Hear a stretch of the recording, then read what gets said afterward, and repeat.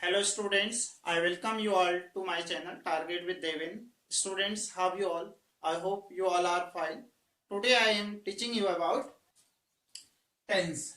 Tense जिसे हिंदी में काल कहा जाता है। टेंस इंग्लिश ग्रामर का एक महत्वपूर्ण टॉपिक है जो हमें लिखने और बोलने में सहायता करता है। चलो देखें टेंस।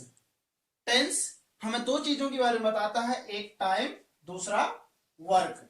टाइम से हमें क्या पता चलता है? टाइम हमें यह बताता है कि कौन सा कार्य कब किया गया, और वर्क से हमें यह पता चलता है कि कोई कार्य कितना किया गया। इन्हीं के आधार पर हम टेंस को विभिन्न भागों में बांटते हैं। टाइम के आधार पर हम टेंस को 3 पार्ट में डिवाइड करते हैं, प्रेजेंट, पास्ट, फ्यूचर।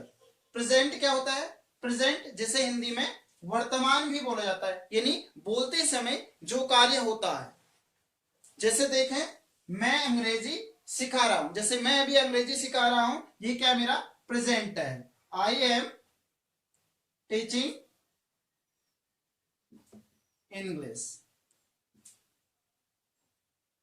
अभी मेरा पढ़ाने का काम जारी है, तो ये मेरा क्या है? प्रेजेंट है। Next, past tense. पास्ट यानी कि बीता हुआ समय, जो समय बीत चुका है उसे क्या बोला जाता है? Past tense. फॉर एग्जाम्पल, मैंने अंग्रेजी पढ़ाई, I taught English.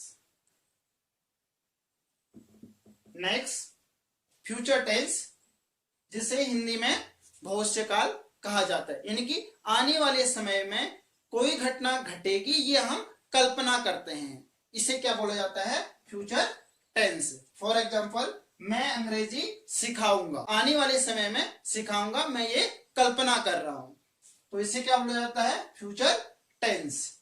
I shall teach English.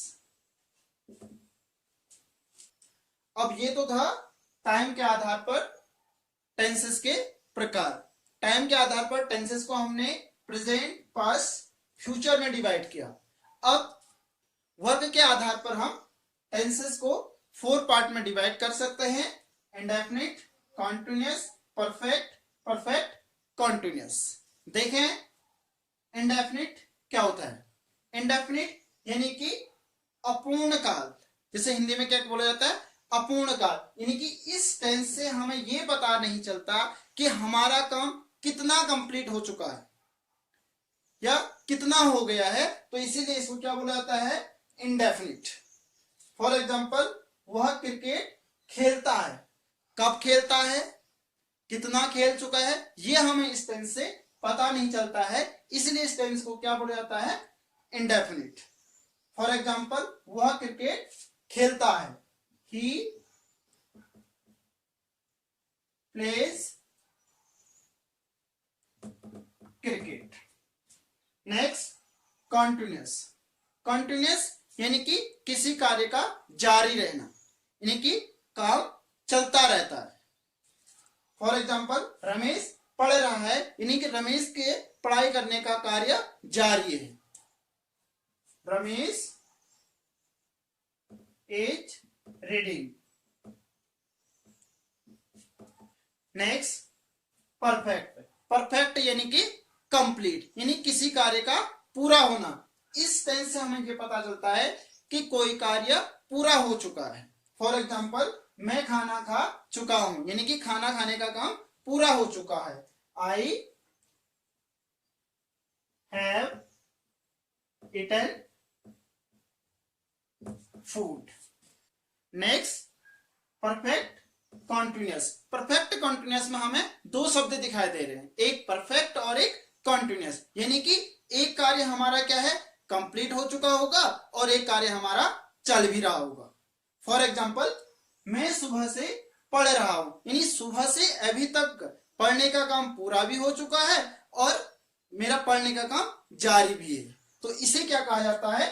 Perfect continuous tense. I have been reading since morning.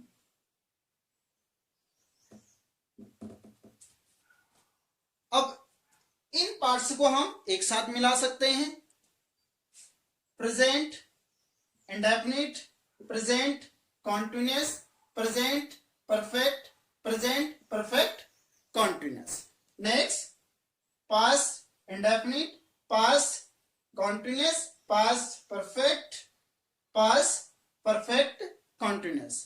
Next future, future indefinite, future continuous, future perfect, future perfect continuous. मुझे लगता है कि आप इस topic को समझ चुके होंगे. यदि आप इस टॉपिक को समझ चुके हैं तो नेक्स्ट वीडियो में मैं प्रेजेंट इंडेफिनिट आपको पढ़ाऊंगा. धन्यवाद.